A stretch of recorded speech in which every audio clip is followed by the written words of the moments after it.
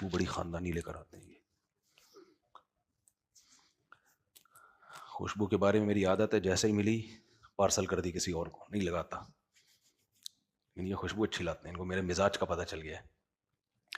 الحمد للہ نحمدہ ونصلی علی رسولہ الکریم, اما بعد فاعوذ باللہ من الشیطان الرجیم, بسم اللہ الرحمن الرحیم. کاموری بچہ اور کاموری بچی کا انتظار کر رہا ہوں میں, بھول نہ جاتا نا, اس لیے میں نے کہا آپ کو دیکھ کے ٹھیک. انہوں نے مجھ سے وعدہ کیا کاموری بکری کا بچہ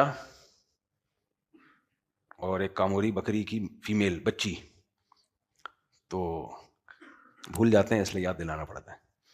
الحمد للہ نحمدہ ونصلی علی رسولہ الکریم, اما بعد فاعوذ باللہ من الشیطان الرجیم, بسم اللہ الرحمن الرحیم.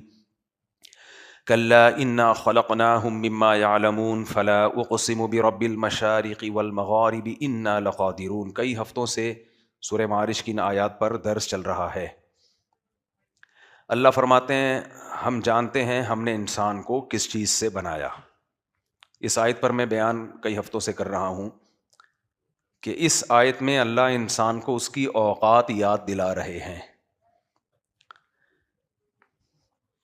یاد وہ چیز دلائی جاتی ہے جو انسان بھول جاتا ہے.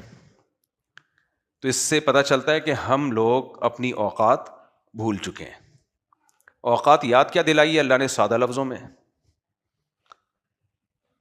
کہ ہم نے تمہیں جس چیز سے بنایا ہمیں معلوم ہے. کیا مطلب؟ تم اپنی اوقات بھول جاؤ گے لیکن ہم تمہاری اوقات نہیں بھولیں گے. ہمیں پتہ ہے تم تو بھول جاؤ گے اپنی اوقات, لیکن چونکہ بنایا ہم نے تو ہم تمہاری اوقات کیسے بھول جائیں بھائی. ایک غلیظ اور گندے پانی سے اللہ نے ہم سب کو بنایا ہے.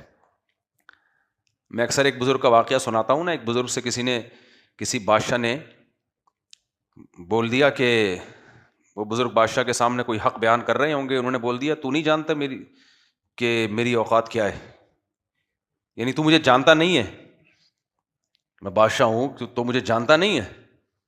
تو بزرگ نے کہا میں بہت اچھی طرح سے جانتا ہوں آپ کو. میں کہا کیا جانتا ہے؟ ان کا خیال تھا بزرگ کہیں گے آپ بہت طاقتور ہیں, آپ بہت پاورفل ہیں, آپ کی تو ڈنکا بجتا ہے پوری دنیا میں.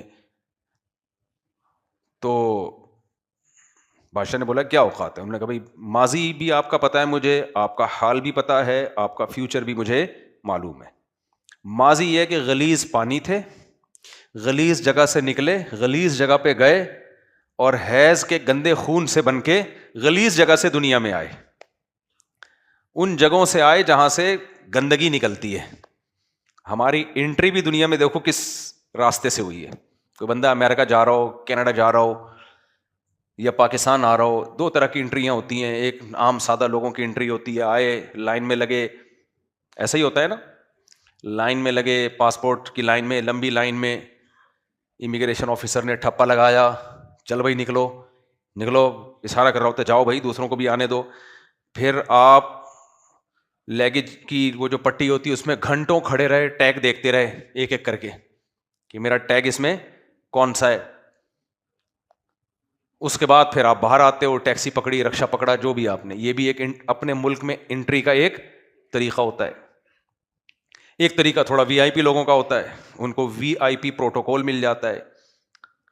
جہاز سے اترتے ہیں اور ان کو لائن میں نہیں لگنے دیا جاتا, ان کے لیے امیگریشن آفیسر الگ سے آ کے ایک بیٹھتا ہے, وہ لائن سے ہٹ کے آتے ہیں وغیرہ وغیرہ. ایک بندہ ان کا لیگیج پہلے سے لے کے کھڑا ہوا ہوتا ہے.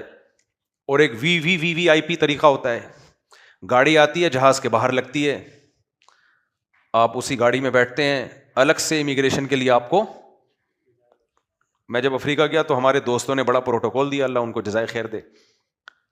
تو میرے ساتھ جہاز میں عیسائی مشنری کا کوئی بندہ تھا جو مجھے عیسائیت کے بارے میں کچھ ٹھش پش کر رہا تھا انگلش میں. خیر میں سمجھ گیا کہ یہ میرے پہ ڈورے ڈالنے پہ لگا ہوا ہے. میں نے کہا بھائی صاحب, میں نے بھی کچھ اشکالات کر دیے اور میں نے بتایا